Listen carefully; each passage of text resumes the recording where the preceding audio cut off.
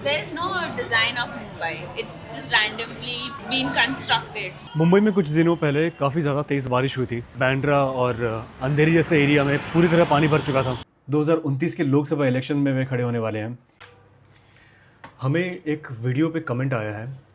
यश जैन नाम के व्यक्ति ने कहा है कि प्रेमजीत सिरोही नाम के एक व्यक्ति हैं जिन्होंने एक ऐसा ही इनिशिएटिव लिया है, शायद से वे दिल्ली से बेस्ड हैं।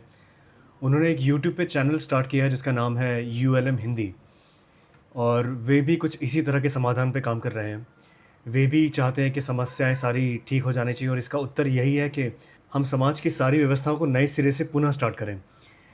उनका एक यूट्यूब चैनल है ULM हिंदी नाम से, जिसमें वे संपूर्ण समाधान की बात करते हैं। काफ़ी हद तक ये प्रोजेक्ट स्वर्ण से मिलता जुलता है। इन्होंने काफ़ी सारे वीडियोस बनाए हैं, ये काफ़ी वर्षों से शायद से इस पर कार्यरत हैं।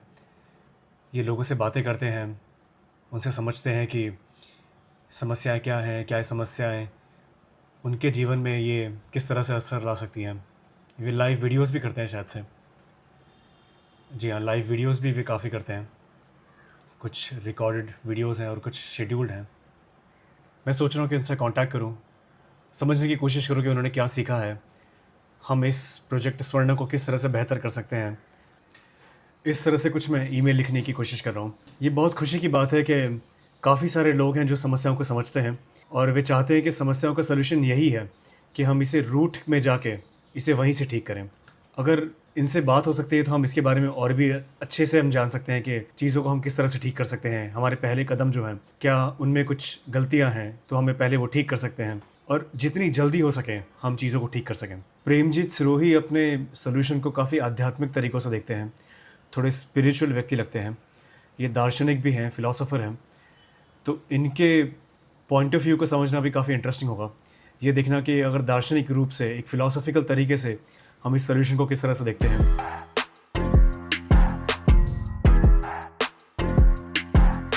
हमें जिस तरह की कंपनीज़ बिल्ड करनी है, उसके लिए हमें काफ़ी सारे इन्वेस्टर्स को भी ऑन बोर्ड करना होगा।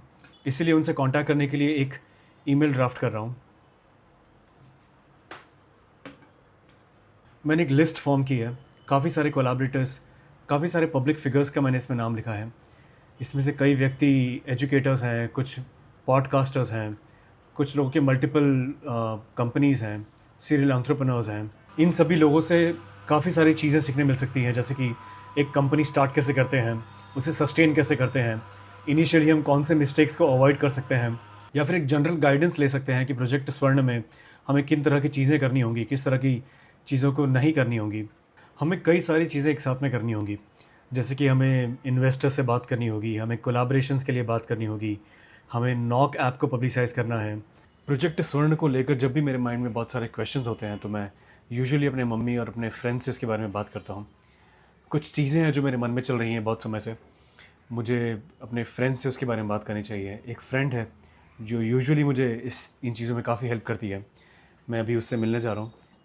जिन वीडियोस की मैं आपको सुबह बात कर रहा था कि एक व्यक्ति हैं जो सिमिलर कॉन्सेप्ट के साथ में एक इनिशिएटिव स्टार्ट कर रहे हैं, उनके फॉलोअर्स ने मुझे यूट्यूब पर और कमेंट्स भेजे हैं।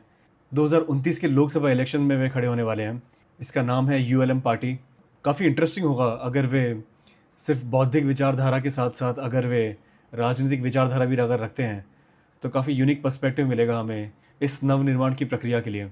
हम दोनों काफ़ी हद तक सेम विज़न रखते हैं, but way political path choose कर रहे हैं और हम इकोनॉमिकल और एंटरप्रेन्योरियल पाथ चूज़ कर रहे हैं। काफ़ी इंटरेस्टिंग होगा दो अलग विचारधाराओं के साथ में सेम डेस्टिनेशन पे पहुंचने के लिए।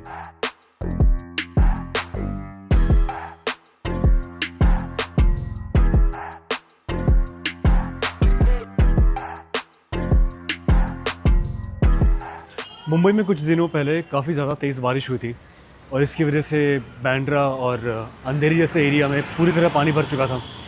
तो मैं सोच रहा हूँ कि मैं अपना अगला वीडियो कुछ इस तरह से बनाऊँ कि हमारे सुवेज सिस्टम कितने ख़राब हैं, और इस तरह से हम सोल्यूशन की ओर बढ़ सकते हैं कि इस सिस्टम को हमें अगर ठीक करना है तो हमें ये सारे इश्यूज़ को भी देखना होगा कि सुवेज सिस्टम हम किस तरह से डिज़ाइन कर सकते हैं।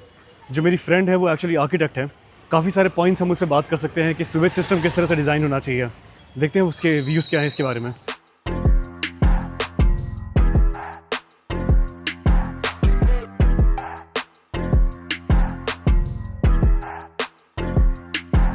इस कन्वर्सेशन से मुझे एक बात तो पता चली कि मुंबई कभी अच्छी तरह से डिज़ाइन ही नहीं हुआ था। यहाँ बस लोग आकर बसते गए और शहर बस बड़ा होता गया। शायद से इसीलिए हमारा सीवेज सिस्टम भी कभी ढंग से बन ही नहीं पाया।